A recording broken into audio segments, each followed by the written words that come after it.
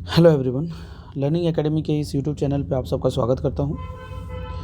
आज हम देखेंगे कि जैक बोर्ड द्वारा जो जारी किया गया है मॉडल सेट पेपर क्लास 12 के लिए, तो ऑब्जेक्टिव के जो 35 क्वेश्चंस हैं हम उसे आज सॉल्व करेंगे और देखेंगे कि किस तरीके का लेवल इसमें पूछा गया, और इसके थ्रू हम ये भी जानने की कोशिश करेंगे कि एक्सपेक्टेड लेवल एग्ज़ाम का क्या होना चाहिए और उस तरीके से हम आगे की प्रिपरेशन कंटिन्यू करेंगे। तो चलिए वक्त ज़ाया न करते हुए शुरू करते हैं। 35 टोटल क्वेश्चंस होंगे, पर क्वेश्चन 1 मार्क्स के होंगे। 1.5 घंटा का टाइम दिया रहेगा और बाकी ये जो इंस्ट्रक्शंस हैं आप आई होप आप पढ़ लेंगे। तो चलिए हम लोग आगे बढ़ते हैं। कैलोरी, यस, और इसको क्लियर कर दूं। यस, चलिए आते हैं। Number of atoms in a body centred cubic cell यानी कि BCC of a mono atomic elementary substance is equal to. देखिए ये जो मैंने बताया हुआ था कि BCC में, अगर ये BCC यूनिट है, BCC में क्या होता है कि अगर ये एक क्यूब है तो BCC में बीच में एक एटम प्रेजेंट होगा और हर कॉर्नर्स में एक एटम प्रेजेंट होगा। तो 8 कॉर्नर्स हैं और हर एक कॉर्नर को टोटल 8 इस पे ये यूनिट सेल जो है टच करेंगे। तो हर एक जो क्यूब है उसके भाग में एक एटम का कितना भाग आएगा, 8वां भाग। दैट मीन कि ये हो जाएगा 1, ठीक है। यानी कि 8 कॉर्नर मिला के जो एटम का टोटल होगा वो 1 एटम का भाग बनेगा। प्लस ये जो बीच में ये एक एटम है, BCC में बीच में होगा तो एक में, तो वो बीच वाला, तो टोटल 1 + 1 मिला के टोटल कितने हो गए 2। तो इसमें ऑप्शन जो है ऑप्शन नंबर 2 यानी कि B, option number B 2 answer है, ये आंसर होगा इसका, ठीक है। उसी तरीके से अगर ये SCC होता तो उसमें 1 होता और बाकी इसी तरीके से हम लोग करें FCC में होता, ठीक है। बाकी इसमें और कोई भी क्वेश्चंस इसमें बनेंगे आगे के क्वेश्चंस में। जैसे कि SCC होता तो उसमें सिर्फ 1/8 इंटू 8 होता इक्वल टू 1।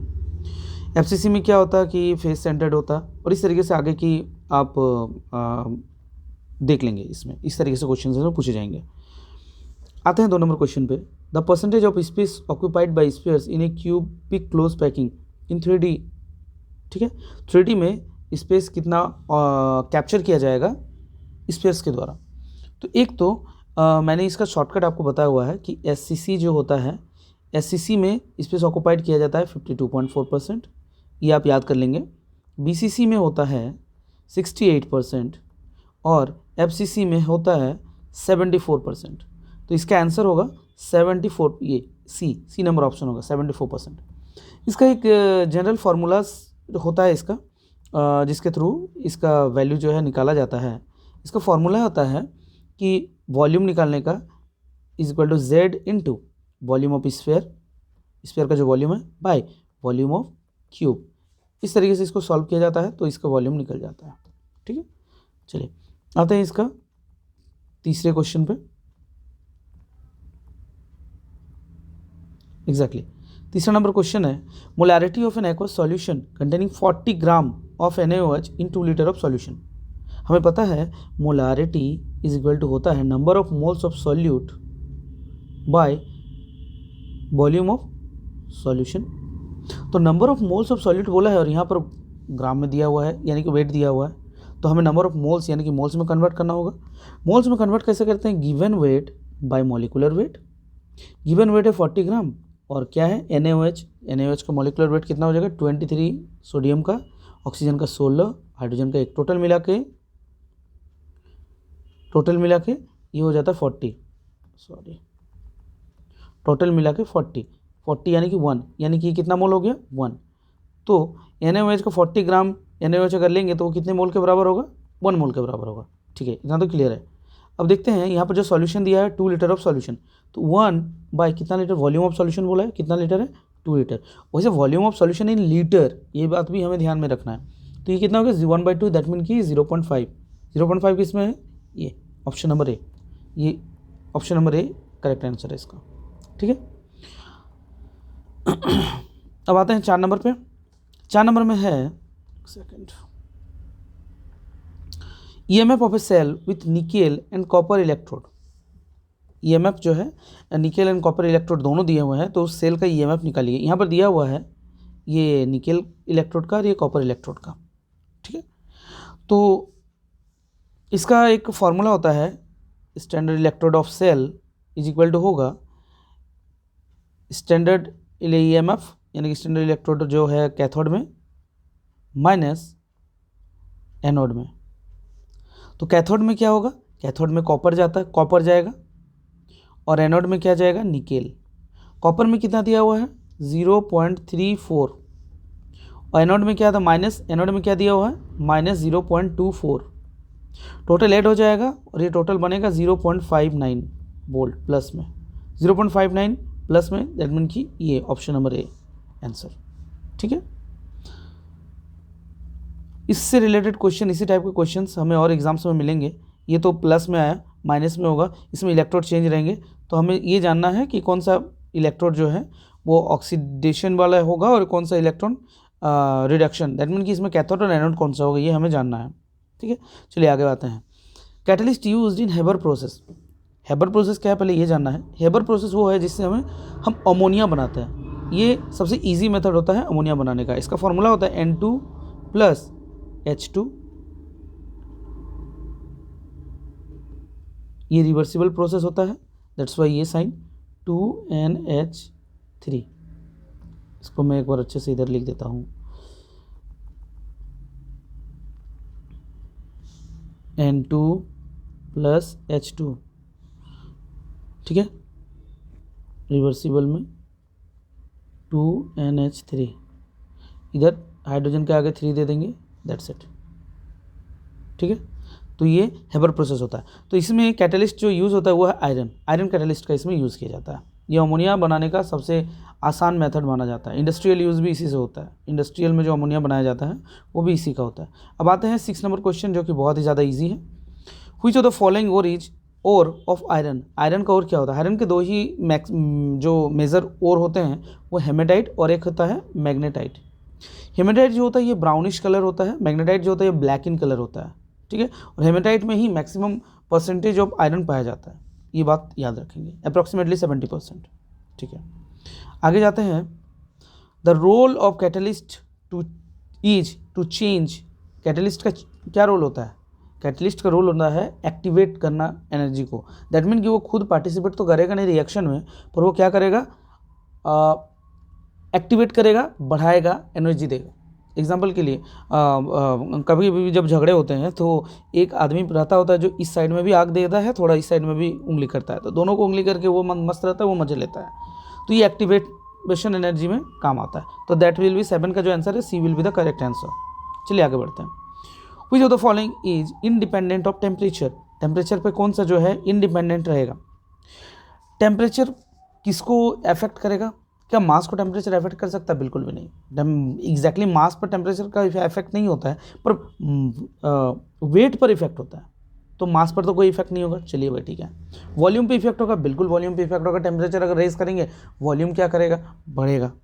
क्योंकि अगर हम लोग जानते हैं कि जब गर्मी के दिनों में जब नॉर्मल टायर्स होते हैं, टायर्स में जब बहुत ज़्यादा धूप होती है तो प्रेशर बहुत ज़्यादा हो जाता है, इसलिए हम गर्मी के दिनों में टायर्स में कम हवा रखना हमें बताया जाता है कि कम हवा रखना चाहिए। तो आइए हम लोग जानते हैं मोलारिटी क्या होता है। Number of moles of solute by volume of solution. यहाँ पर वॉल्यूम आ गया, इसका मतलब ये गया, ये नहीं गया। इसके बाद आता है मोलालिटी, ये होता है number of moles of solute bye kg of solvent. तो kg दिया है, दैट मीन की मास। ठीक है, अब यहाँ पर हम लोग आप ये ना कहें कि मैंने जैसा कहा कि वेट डिपेंड करेगा, वेट पे इफेक्ट आएगा टेम्परेचर का, मास पे नहीं आएगा। ये नॉर्मल कंडीशन पे बात हो रही है, ये एक्सेस टेम्परेचर की बात हो रही है। एक्सेस टेम्परेचर पे वेट डिफर करेगा बट मास डिफर नहीं करेगा, ये बात हमेशा याद रखो। लेकिन ये नॉर्मल टेम्परेचर की बात हो रही है। अगर हम लोग लेबोरेटरी में भी टेस्ट करेंगे तो ये इन सब चीज़ों का हमें ध्यान रखा जाता है, इसलिए लेबोरेटरी में AC वगैरह लगाए हुए रहते हैं। ठीक है, तो यहाँ पर जो है हमने देखा कि मोलालिटी जो है इसमें kg of solvent, number of moles of solution, number of moles of solute by kg of solvent. तो kg of solvent that mean कि यहाँ पर वॉल्यूम का कोई रोल नहीं है, दैट मीन कि ये होगा आंसर। बाकी नॉर्मेलिटी में भी वही है, equivalent solute by volume of solution, और फॉर्मेलिटी में भी वही है, सेम चीज़, ठीक है। तो इन सब चीज़ों को अच्छे से इसका डेफिनेशन पूछा जाता है, आप इसका डेफिनेशन याद कर लोगे। आगे आते हैं, the molar conductivity of an electrolyte increases as. Molar conductivity कैसे बढ़ता है इलेक्ट्रोलाइट का, कब बढ़ता है? अगर मान लीजिए कि एक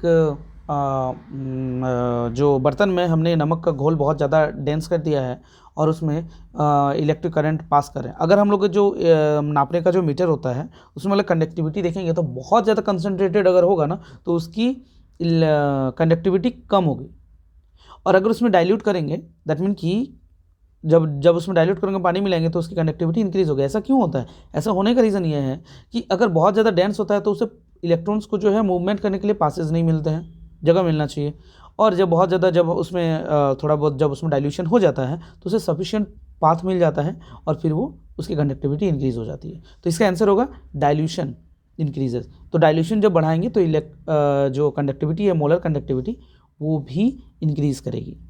आई होप आप समझ रहे होंगे। चलिए अगला क्वेश्चन देखते हैं। What is the covalence of nitrogen in N2O5? N2O5 में नाइट्रोजन की कोवैलेंसी क्या है? कोवैलेंसी का मतलब है कि सीधी सी बात है कि वैलेंसी क्या होगी, उतना ज़्यादा नौटंकी की बात नहीं है। तो आइए हम लोग जानना चाहते हैं, ये अगर नाइट्रोजन है, ऑक्सीजन से डबल बॉन्ड में इस तरीके से एक हुआ, और एक ऑक्सीजन से इस तरीके से, एक इस तरीके से, फिर ये एक डबल बॉन्ड से इस तरीके से, फिर नाइट्रोजन के तो टोटल मैक्सिमम 3 ही बॉन्ड बनते हैं, फिर ये क्या करता है ना कि कोऑर्डिनेट बॉन्ड बनाता है और ऑक्सीजन से जुड़ता है।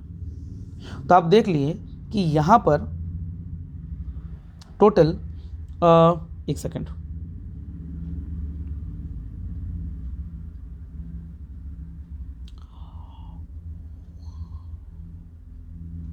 ठीक है, हाँ, तो यहाँ पर हमने देखा कि यहाँ पर टोटल 2 बॉन्ड बने, और यहाँ पर 1 बॉन्ड, 3 बॉन्ड, और ये एक कोवैलेंट बॉन्ड, 4 बॉन्ड। तो हमने यहाँ पर देखा कि 3 कोवैलेंट बॉन्ड बने। यहाँ पर हमने 2 अलग अलग क्यों कहा, एक होता है सिग्मा बॉन्ड और एक होता है पाई बॉन्ड, दैट्स वाई यहाँ पर हमने इसे 2 काउंट किया, यहाँ पर 1 और यहाँ पर 1, तो टोटल 3 और 1 कोवैलेंट बॉन्ड यानी कि 4, टोटल हो गए 4 ऑप्शन में कौन सा है? ये D number option, D number option होगा इसका सही आंसर। 10 का आंसर का सही आंसर है डी नंबर। देखिए मैं आपको इस तरह सॉल्यूशन करके वीडियो थोड़ी बड़ी ज़रूर बनेगी, बट आप इसे समझ पाओगे और आगे के क्वेश्चंस में इस टाइप का अगर आ गया तो आप इसे सॉल्व कर जरूर कर पाओगे, ठीक है। आइए अब आते हैं 11 नंबर क्वेश्चन पे। 11 नंबर क्वेश्चन में क्या कुछ है, the following ion will form coloured compound. ये कलर्ड कंपाउंड जब आप डी ग्रुप एलिमेंट जब आप पढ़े होंगे चैप्टर्स, तो डी ब्लॉक एलिमेंट्स में ये सारे आपको कलर्ड पैरामैग्नेटिक डायमैग्नेटिक की वजह से ऐसा होता है, तो ये आपको जानने को मिलेगा। मैं आपको बता देता हूँ, इसमें से ये कलर नहीं देता है, ये जब घुलता है तो कोई कलर नहीं देगा, ये भी कलर नहीं देगा, ये भी कलर नहीं देगा, ठीक है। ये कलर देता है Mn2+, और इसका कलर होता है आई थिंक पिंक कलर होगा, ठीक है। ये ड्यू टू पैरामैग्नेटिक की वजह से कलर्ड कंपाउंड होते हैं, डायमैग्नेटिक में कलर कंपाउंड नहीं होते। मैं टाइटेनियम में आपको बता दूं, मे भी ये क्वेश्चन आ जाए कि Ti3+ जो होता है ये कलर्ड होता है, 3+ वाला कलर्ड होगा टाइटेनियम में, लेकिन 4+ वाला, एक सेकेंड, लेकिन 4+ वाला जो है वो कलर्ड कंपाउंड नहीं है। ओके, इसको हटा देता हूँ। तो इस तरीके से हम बाकी ऑप्शंस को भी थोड़ा बहुत देखेंगे, जानेंगे कि कौन कौन से ऑप्शंस जो हैं हमें और इससे रिलेटेड क्वेश्चंस पूछे जाते हैं। तो हमने अभी इस क्वेश्चन में सीखा कि 11 नंबर क्वेश्चन में कि ये जो टाइटेनियम है, टाइटेनियम 3+ में कलर्ड कंपाउंड होगा। चलिए आगे बढ़ते हैं, आई होप आप नोट डाउन कर रहे होंगे। 12 नंबर में आता है the spin only magnetic moment M2+ ion Z27। अब Z27, Z मतलब एटॉमिक नंबर, एटॉमिक नंबर 27 किसका होता है? एटॉमिक नंबर 27 होता है कोबाल्ट। ओके, कोबाल्ट में क्या कहा गया है, इसमें 2+ आयन, यानी कि 2 इलेक्ट्रॉन हट जाएंगे इसमें से, नॉर्मल जो कोबाल्ट का कॉन्फ़िगरेशन होगा। चलिए कोबाल्ट की कॉन्फ़िगरेशन लिखते हैं, ये हो गया आर्गन जिसका 18 होता है। उसके बाद 3D7 4S हाँ मिला के 2 हो जाएगा 4S2। ये होता है हम लोग का सिंपल कोबाल्ट का जो इलेक्ट्रॉनिक कन्फिग्रेशन। यहाँ पर 2 इलेक्ट्रॉन 2+ बोला है तो ये 2 इलेक्ट्रॉन हटा देते हैं 4 हो गया। अब डी का जो है 7 इलेक्ट्रॉन्स डी में है 1 2 3 4 5, हर एक में 1 2 3 4 5 6 7, ठीक है। 3 अनपेयर्ड इलेक्ट्रॉन बचे हैं एग्जैक्टली। ये 3 अनपेयर्ड इलेक्ट्रॉन्स जो बचे हैं ये स्पिन ऑनली का जो फॉर्मूला इसमें जो मैग्नेटिक मोमेंट का फॉर्मूला जो होता है mu is equal to √n into n+2। इस फॉर्मूला में हम लोग सेट करेंगे n की वैल्यू हमने क्या पाया, अनपेयर्ड इलेक्ट्रॉन 3 है, 3 पुट कर दीजिए, 3 इंटू 3+2 यानी कि 3+2 5 इंटू 3 यानी कि 15। क्या ये 15 इक्वल डायरेक्ट आंसर है? एग्जैक्टली नहीं। 15 जो है ये रूट अंडर में है और 15 रूट अंडर की वैल्यू कितनी होगी, 16 की वैल्यू कितनी होती है 4, यानी कि ये अप्रोक्सीमेटली कितनी तक जाएगी 4 तक में अप्रोक्सीमेटली में यही एक आंसर है, दैट मीन कि B will be the correct answer. Okay 13 number question पे आते हैं। Identify the oxo acids in which, एक सेकेंड इसको थोड़ा क्लियर करें, in which P exist in +5 oxidation state.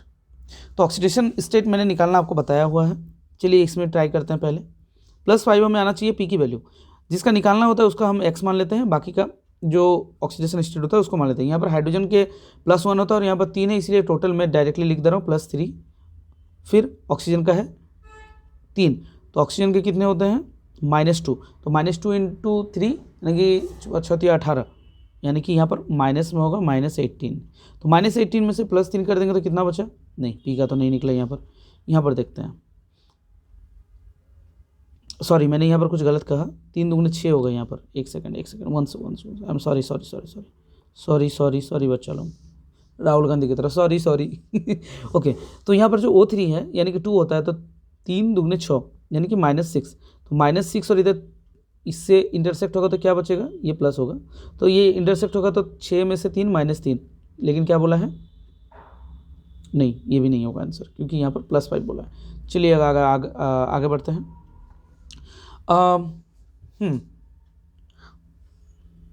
एक चीज़ यहाँ पर इक्वल टू 0 होगा तो यहाँ पर +3 होगा ना कि -3 होगा। ओके चलिए उसके बाद H3PO2 में आएगा, हाइड्रोजन में क्या होगा 3, इसका X, ठीक है, P का यहाँ पर हो जाएगा 2 दूगुने 4 माइनस में, तो माइनस में 4 और इधर 1, ये तो और भी नहीं।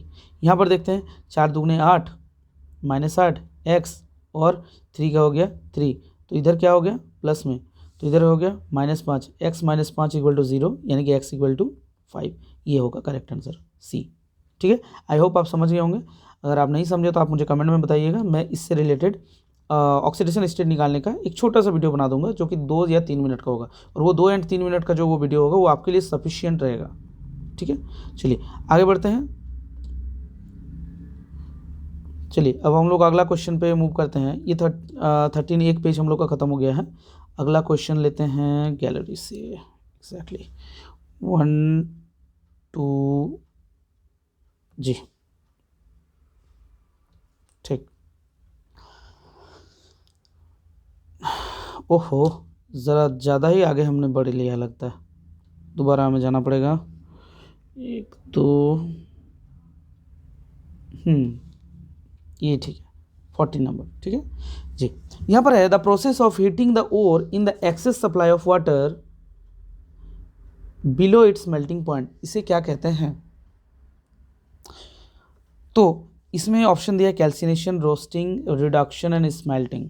हम हर एक पॉइंट्स को अच्छे से जानेंगे, हर एक पॉइंट्स को समझेंगे। कैल्सिनेशन का मतलब, कैल्सिनेशन होता है the process of heating hydrated ores and carbonate ores. तो यहाँ पर ऐसा तो कुछ है नहीं, तो ये कैल्सिनेशन होता है। इसको process of heating of hydrated ores and carbonates ore. Roasting क्या होता है?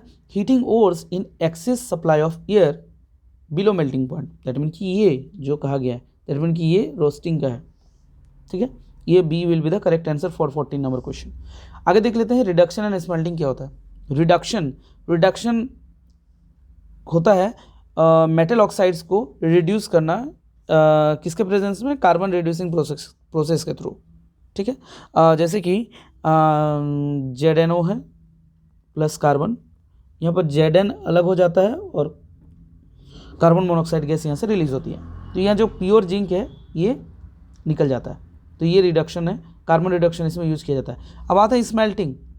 स्मेल्टिंग का मतलब होता है, स्मेल्टिंग का जो डेफिनेशन है, आप हर एक डेफिनेशन को लिखेंगे, अच्छे से याद कर लेंगे, क्योंकि ये एग्जाम में पूछे जाएंगे। मैं गारंटेड कहता हूँ कि ये एग्जाम्स में पूछे जाएंगे, आपको रिटर्न में, सब्जेक्टिव में पूछे जाएंगे।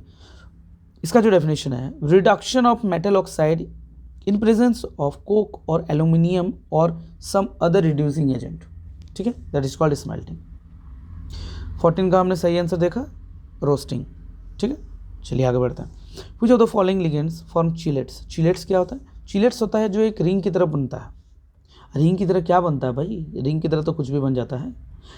कोऑर्डिनेशन कंपाउंड में मान लीजिए कि ये एक मेटल है और लिगेंड्स इसको जोड़ना चाहते हैं, तो लिगेंड्स कैसे जोड़ते हैं मेटल को रिंग से? वो किस तरीके से? मान लीजिए मैं एग्जांपल ले रहा था, तो वैसे मैं आपको इसका सही आंसर बताता हूँ, ऑक्जेलेट होगा। तो ऑक्जेलेट क्यों है मैं बताता हूँ। चिलेट क्या होता है? चिलेट रिंग स्ट्रक्चर बनाता है जो बाइडेंटेड एलिमेंट होगा, ठीक है। जैसे कि मैं ऑक्जेलेट का एग्जांपल ले लेता हूँ। जैसे कि ऑक्जेलेट का जो स्ट्रक्चर बनाएगा कुछ इस तरीके से स्ट्रक्चर बनाएगा, ऑक्सीजन, इधर से ऑक्सीजन, इधर ऑक्सीजन, इधर बटा, इधर ऑक्सीजन, इधर बटा, तो ये इस तरीके से इसको बाइंड करेंगे। आप देख रहे होंगे Mn को ये इस तरीके से पकड़ेंगे ऑक्सीजन के, जो दो तरीके से, इस तरीके से केकड़े तरीके से।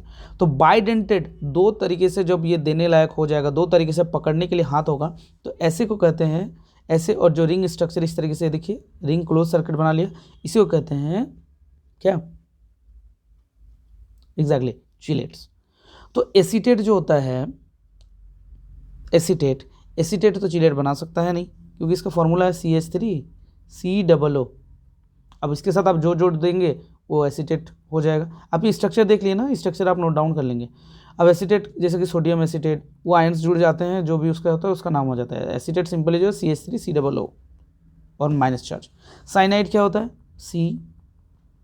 अब ये दोनों तरीके, अब ये बाइडेंटेड नहीं है, दोनों भले वैलेंसी होती है, दोनों तरीके से कर सकते हैं, बट ये आइसोसाइनेट और साइनेट की आप बोलेंगे, लेकिन नहीं, ये दोनों तरीके से एट ए टाइम देना चाहिए, ये वैसा नहीं है।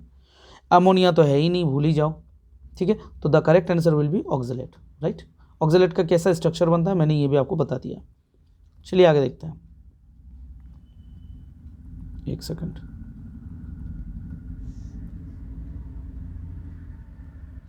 चलिए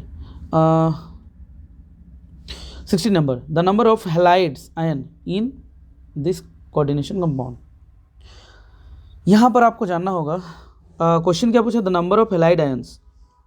यहाँ पर आपको सबसे पहले कोऑर्डिनेशन कंपाउंड का जानना होगा कि primary linkage and secondary linkage क्या होता है, यानी कि प्राइमरी वैलेंसी और सेकेंडरी वैलेंसी क्या होती है। प्राइमरी वैलेंसी वो होती है जो सेटिस्फाइड हो इलेक्ट्रॉन के थ्रू, जो अपना ऑक्टेट वगैरह जो कंप्लीट करता हो, उस टाइप से जो वैलेंसी के थ्रू, यस एग्जैक्टली याद है, वैलेंसी के थ्रू जो सेटिस्फाइड हो उसे कहते हैं प्राइमरी वैलेंसी। और जो कोऑर्डिनेशन नंबर या कोऑर्डिनेशन नंबर के थ्रू यानी कि जो सेटिस्फाइड हो, that is called secondary linkage. ये अंदर के जो दिख रहे हैं ना, NH3 हो गया, ये एक अंदर का जो क्लोरीन हो गया, मैं आपको जूम करके इसको दिखाता हूँ, जरा हाईलाइट करके, एक सेकेंड।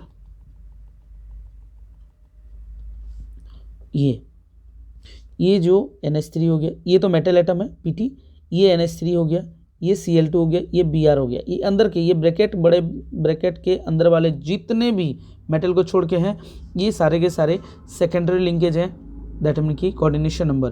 और ये क्लोरीन ही होता है एक जो प्राइमरी लिंकेज में आता है। यही एक होता है जो इससे अलग हो सकता है, डिसोसिएट हो सकता है अपने एक्वस सॉल्यूशन में।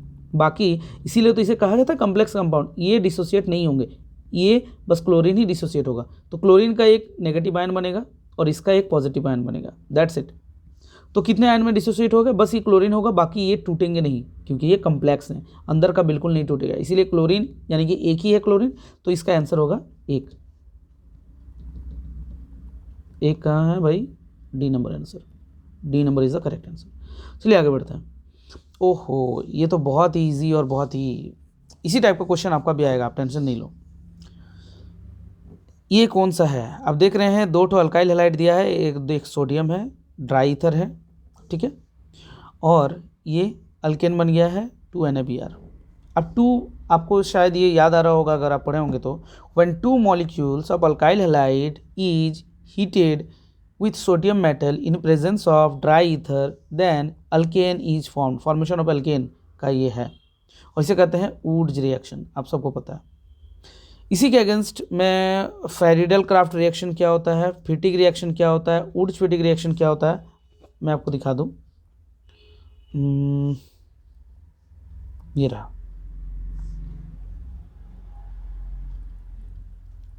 एक सेकंड।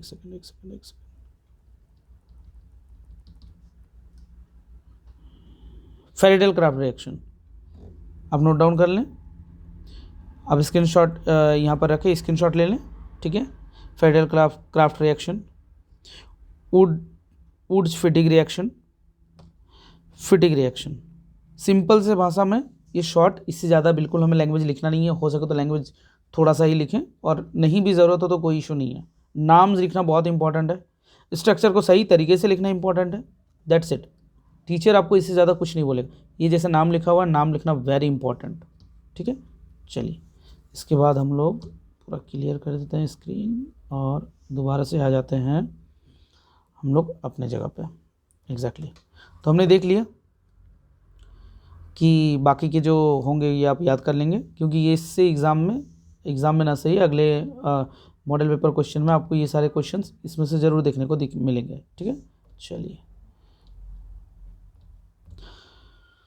18 नंबर में पूछा गया है कि अगर एल्कोहलिक KOH के साथ अल्काइल हैलाइड को रिएक्ट करेंगे तो क्या बनेगा।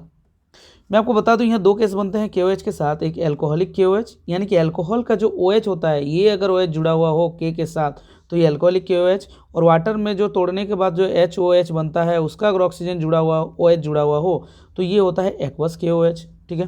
अब यहाँ पर एक सेकंड, एक बार क्लियर कर लेता हूँ। यहाँ पर मैं आपको दोनों बता देता हूँ ताकि आपको याद रहे। ट्रिक ये है कि जब एल्कोहलिक KOH होगा और अल्काइल हैलाइड के साथ रिएक्ट होगा तो ये कभी भी एल्कोहल नहीं बनेगा, ठीक है, कभी भी एल्कोहल नहीं बनेगा, ये बात आप दिमाग में रख लोगे। सो यहाँ पर क्या बनेगा, जब एल्कोहलिक KOH को देंगे, यहाँ पर एल्कोहलिक KOH है तो यहाँ पर से एग्जैक्टली जैसे कि मैं यहाँ पर CH2 और ये Br है, मैं Br को नीचे लिख लेता हूँ Br, तो Br और इधर का हाइड्रोजन जो मिल के ये इधर से निकल जाएगा HBr और ये बन जाएगा अल्कीन यानी कि डबल बॉन्ड। ये कब होगा, जब एल्कोहलिक KOH होगा। एल्कोहलिक KOH में कभी भी एल्कोहल नहीं बनेगा। और इसी के ऑपोजिट अगर एक्वस KOH होगा तो एक्वस KOH में क्या बनेगा, एग्जैक्टली एक्वस KOH में हमारा बनेगा एल्कोहल। एक्वस KOH में किस तरीके से बाइंड होगा आप देख लो। एक्वस KOH में ये जो CH3 मान लो कि मैंने ये ड्रॉ कर लिया, CH2Br और इधर का हो गया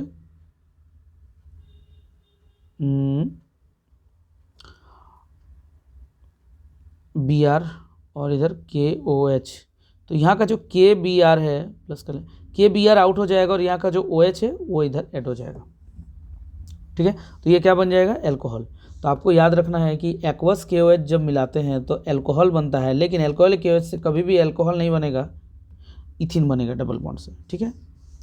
आगे बढ़ते हैं। Butane two ol is which degree of alcohol, बहुत ही ईजी है। पहले तो meth eth prop but two ol यहाँ पर, ठीक है। तो ये कितना डिग्री का जो है एल्कोहल है, तो ये कार्बन कितने कार्बन से डायरेक्टली जुड़ा हुआ है, 2 कार्बन से, दैट मीन कि 2 degree alcohol, B is the correct answer. आगे बढ़ते हैं। 20 नंबर क्वेश्चन में ये पूछा गया है कि इथेनॉल को अगर H2SO4 के साथ 443 केल्विन पर अगर रिएक्ट करेंगे तो कौन सा प्रोडक्ट बनेगा। तो यहाँ पर जो हमारा प्रोडक्ट बनेगा, सबसे पहले तो मैं आपको बता दूं कि H2SO4 जो होता है वो 2 तरीके से होता है। यहाँ पर जो H2SO4 आपको दिख रहा है ये कॉन्क H2SO4 का यूज़ हुआ है, और कॉन्क H2SO4 हमेशा पानी निकालने का काम करता है। तो यहाँ पर से वाटर निकलेगा, ठीक है। मैं आपको रिएक्शन करके दिखा देता हूँ, एक सेकेंड। ओहो,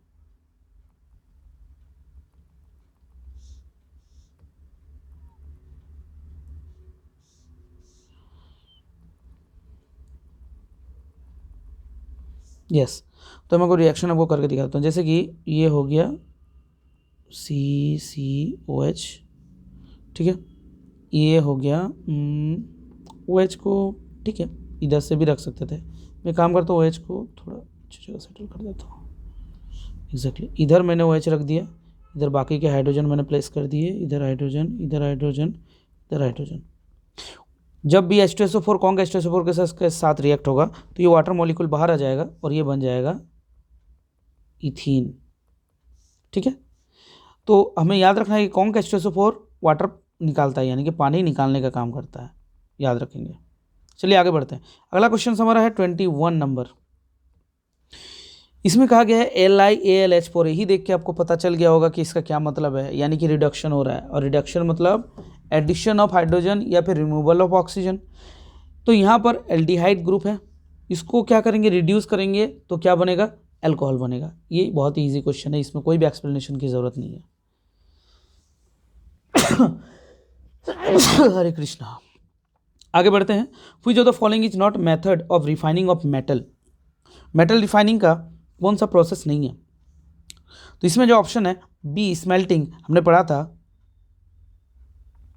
स्मेल्टिंग क्या होता है, हमने देखा था smelting reduction of metal oxide in presence of Coke और एल्युमिनियम और सम अदर रिड्यूसिंग एजेंट। तो इसको रिड्यूस करते हैं, ठीक है, मेटल को एक्सट्रैक्ट करने का ये प्रोसेस है, ये रिफाइन का प्रोसेस नहीं है। बाकी इलेक्ट्रोलाइसिस रिफाइन का प्रोसेस है, पोलिंग रिफाइन का प्रोसेस, लिक्वेशन रिफाइन का प्रोसेस होता है, ठीक है। इन सब के बारे में आप डिटेल जो है डेफिनेशन आप याद कर लोगे, ये सब एग्जाम्स में आने लायक क्वेश्चन है, ठीक है। सेकंड पेज भी हमारा खत्म हो चुका है। आइए थर्ड पेज की ओर आते हैं। थर्ड पेज हमारा जो है सेकंड थर्ड एग्जैक्टली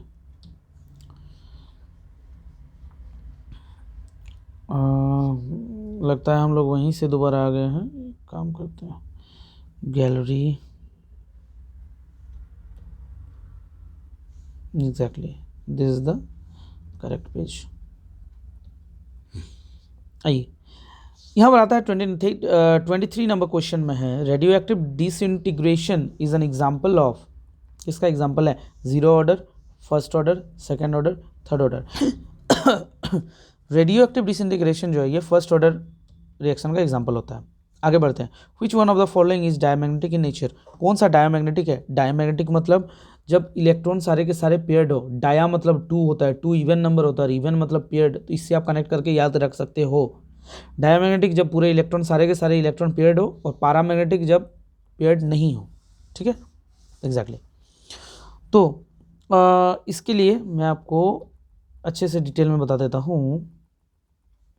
डायमैग्नेटिक बोल रहा है, इसका मतलब कि जो इसके ऑर्बिटल हैं ये कंप्लीटली फिल होना चाहिए इलेक्ट्रॉन से। आइए कोबाल्ट से शुरू करते हैं। कोबाल्ट का एटॉमिक नंबर अभी मैंने आपको बताया था 27।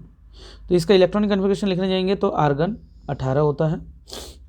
आर्गन के बाद आपका आ गया 4s2 और 4d7, ठीक है।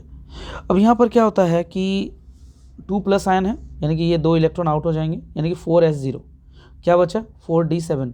डी अब बना लिए 1 2 3 4 5, 1 2 3 4 5, फिर 6, फिर 7, 3 बचे रहे, यानी कि 3 अनपेयर्ड है, यानी कि ये पैरामैग्नेटिक नहीं है। फिर दूसरा है 28 में, 28 मतलब निकेल में, निकेल में फिर 1 बढ़ गया, यानी कि यहाँ पर 8 हो गया। सेम कंडीशन यहाँ पर से 2 हट जाएंगे, यहाँ पर 8 हो गया, तो और एक इलेक्ट्रॉन आ गया, ये भी नहीं है। कॉपर आ गया 29, 29 में और एक बढ़ गया, यहाँ यानी पर 9 हो गया, यानी कि और एक बढ़ गया, फिर भी एक अनपेयर्ड बचा। अब जिंक, जिंक में 30 होता है, 30 यानी कि 4d10। 4d10 का मतलब हो गया कि अब यहाँ पर सारे के सारे जो हैं यहाँ पर पेयर्ड होंगे। मैं आपको इसको अच्छे से दिखा डी ब्लॉक को दिखाता हूँ। ये सबसे पहले तो हम एक फिल करेंगे, एग्जैक्टली 1 2 3 4 5 6 7 8 9 10, यानी कि ऑल फिल्ड, दैट मीन कि this is diamagnetic. D will be the correct answer, okay.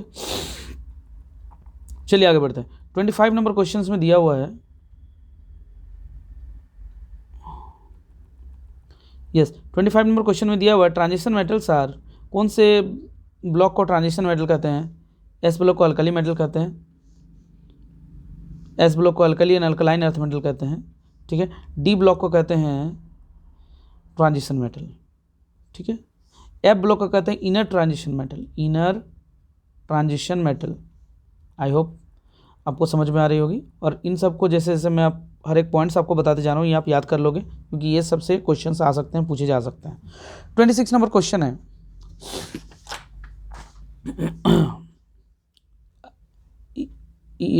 Alka, इसका नाम है क्या होगा, आयोडोइथेन, एग्जैक्टली। आयोडोइथेन का जब केसीएन एल्कोहलिक केसीएन के साथ रिएक्ट करते हैं तो क्या बनता है?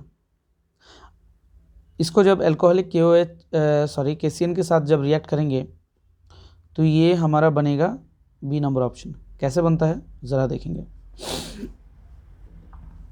ये आई और के आपस में मिलके के आई बाहर हो जाते हैं और ये सी एन इससे अटैच हो जाता है, ये बन जाता है, ठीक है। चलिए आगे बढ़ते हैं। 27 number question, hydration of propene in the presence of dilute H2SO4 gives, यानी कि प्रोपीन मीथ ईथ प्रोप यानी कि 3 कार्बन वाले को प्रोपीन, यानी कि ये कार्बन ये कार्बन ये कार्बन और प्रोपीन बोला तो ये CH3 CH2। इसको जब हम लोग हाइड्रेशन करेंगे यानी कि वाटर का ऐड करेंगे, डाइल्यूट H2SO4, डाइल्यूट H2SO देख रहे हो आप, ध्यान दोगे, कॉन्सेंट्रेटेड H2SO4 होगा तो ये पानी निकालता है, लेकिन डाइल्यूट H2SO4 होगा तो ये पानी डालता है, ठीक है। तो डाइल्यूट मतलब H2SO4 को डाइल्यूट करेंगे माने तो पानी डालेंगे, तो सीधी सी बात इससे आप रिलेट करके याद कर लो। और कौन का H2SO4 यानी कि पानी निकालेगा, यानी कि कंसनट्रेट बनाने के लिए हमें पानी निकालना होगा, सीधी सिंपल सी बात है। अब यहाँ पर क्या होता है कि यहाँ पर जो इसका हाइड्रोजन बॉन्ड है, ये हाइड्रोजन को मैंने क्या कर दिया, यहाँ पर प्लेस कर दिया। ये बॉन्ड ये यहाँ पर था, ये यहाँ पर ब्रेक होकर यहाँ पर आया और वाटर का जो है H+OH इधर आया, तो यहाँ पर क्या बन जाएगा, पॉजिटिव चार्ज, यहाँ पर क्या बनेगा, नेगेटिव चार्ज, पॉजिटिव वाला जाएगा इधर, नेगेटिव वाला जाएगा इधर। तो इसीलिए ये जो OH है ये कहाँ पर लिंक होता है, बीच वाले कार्बन के साथ, ठीक है। तो ऑप्शन नंबर में कौन सा दिया है जिसमें बीच वाला कार्बन के साथ रिएक्शन कनेक्टेड हुआ है OH, यह बी नंबर ऑप्शन, ठीक है, एग्जैक्टली ये बी नंबर ऑप्शन। तो बी नंबर ऑप्शन करेक्ट है 27 में। आगे बढ़ते हैं 28 में। C2H5CHO NaOH के प्रेजेंस में इसको जब हीट करते हैं तो ये दो बनते हैं, ये इसका नेमिंग रिएक्शन क्या है, देख रहे हो आप, नेमिंग रिएक्शन पूछा जा रहा है। नेमिंग रिएक्शन को बहुत अच्छे से कर लो, आपका ऑर्गेनिक का ऑलमोस्ट 50% से ज़्यादा आपका कवर हो जाएगा, 50% से ज़्यादा आपका कवर हो जाएगा सिर्फ और सिर्फ नेमिंग रिएक्शन से। आप हर एक नेमिंग रिएक्शन को पढ़ लोगे, मैं बहुत ज़्यादा डिस्क्राइब नहीं करूँगा, आप देख लोगे। इसका जो पार्टिकुलर है इसका जो करेक्ट आंसर जो बनेगा वो है कैनिज़ारो रिएक्शन, ठीक है।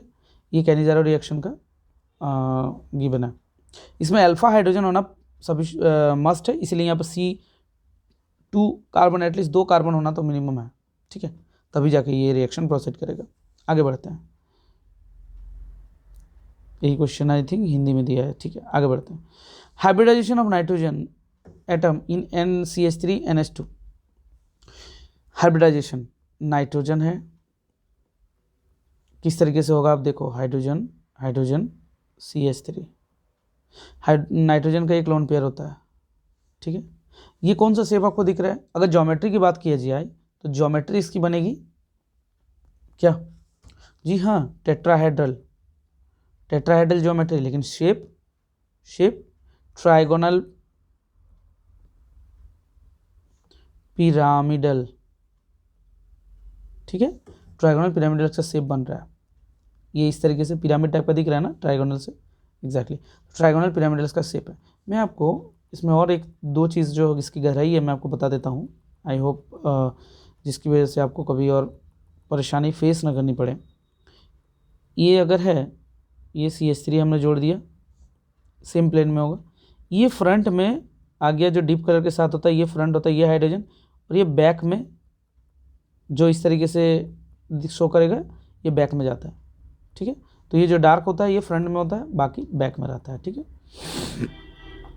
चलिए आगे बढ़ते हैं। 1 डिग्री एसिड एमाइड, अगला क्वेश्चन है 30 नंबर। 1 डिग्री एसिड एमाइड में भी converted into amine. 1 degree acid amide convert किया जाता है एमीन में, ये कौन सा नेमिंग रिएक्शन है? यह है Hofmann bromamide degradation, Hofmann bromamide reaction. इसमें क्या कहा जाता है? When amides are heated with bromine and KOH it gives 1 degree amine having 1 carbon atom less than amine. यानी कि जो एसिड एमाइड का हमने यूज़ किया है उसमें से एक कार्बन हट के इसका जो है एमीन जो बनेगा, एक कार्बन हट के बनेगा एमीन इसमें, ठीक है। इतना इसमें कहा जाता है। एग्जाम्पल के लिए अगर मैं ले लूँ C2H5CONH2, इसको अगर मैं रिएक्शन कराता हूँ Br2, जैसा कि डेफिनेशन में मैंने कहा, फिर KOH, तो ये क्या बनेगा? C2H5NH2 plus KBr plus K2CO3 plus H2O।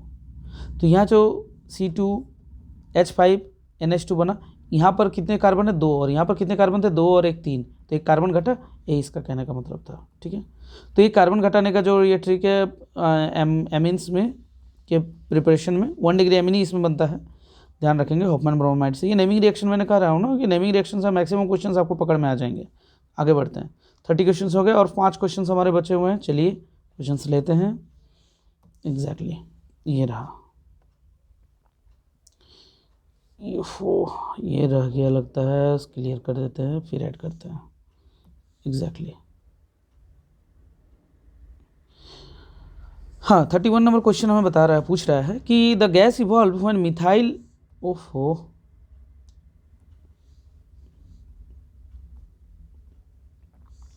The gas evolve when methyl amine reacts with nitrous acid. Methyl amine जब नाइट्रस एसिड के साथ रिएक्ट करता है तो क्या बनता है? चलिए मिथाइल हो गया, ये हो गया methyl amine NH2, methyl amine, nitrous acid बोला है, तो नाइट्रस एसिड का फॉर्मूला होता है सॉरी मैंने थोड़ा सा गलती लिख दिया, HNO2, HNO3 होता है नाइट्रिक एसिड। तो ये जब रिएक्ट करेगा तो ये बनाएगा एल्कोहल, वो भी मिथेनॉल बनाता है, plus N2 gas plus HCl। तो कौन सा गैस निकला यहाँ पर? N2, यानी कि B नंबर जो इसका करेक्ट आंसर है, ठीक है। 31 का B is the correct answer. आगे बढ़ते हैं। 32 में पूछा गया है what are the hydrolysis product of sucrose. Sucrose टूटने पर क्या बनता है? 2 ही बनते हैं, ग्लूकोज एंड फ्रुक्टोज। कौन सा ऑप्शन है? यस, ग्लूकोज एंड फ्रुक्टोज, बस D is the correct answer. आगे बढ़ते हैं। Carbohydrates are stored in human body as, नहीं स्टार्च नहीं, glycogen, glycogen is the correct answer. एकदम 1 लिनियर क्वेश्चन है, इजी क्वेश्चन है, इसमें कोई अलग से डिफाइन करने की ज़रूरत है ही नहीं। जिसमें डिफाइन करने की ज़रूरत है मैंने वो डिफाइन किया है और करूँगा आगे भी। Drug which is effective in curing malaria, ये तो आई थिंक बच्चा जानता होगा, क्विनाइन। सेकेंड, आगे बढ़ते हैं। Bakelite is an example of elastomer, no. Fibre, thermoplastic, thermosetting plastic, D is the correct answer, thermosetting plastic. तो आपने देखा कि आज हमने MCQs कर लिए हैं, जो मॉडल पेपर आया है केमिस्ट्री का MCQs 35 का MCQs मैंने कंप्लीट किए हैं, और कल इसी मॉडल पेपर का जो सब्जेक्टिव क्वेश्चन है वो मैं आपके सामने लाऊंगा। तो आई होप आप समझ रहे होंगे इस तरीके से हमें ऑप्शन को पकड़ना है, ऑप्शन से किस तरीके से हमें जाना है, और जो चीज़ें समझ में नहीं आई हो या फिर कहीं भी कुछ भी अगर आपको लगा होगा कि यहाँ पर करेक्शन की ज़रूरत है, आप मुझे बेझिझक कमेंट करिए। तो मिलते हैं अगले वीडियो में। Thank you.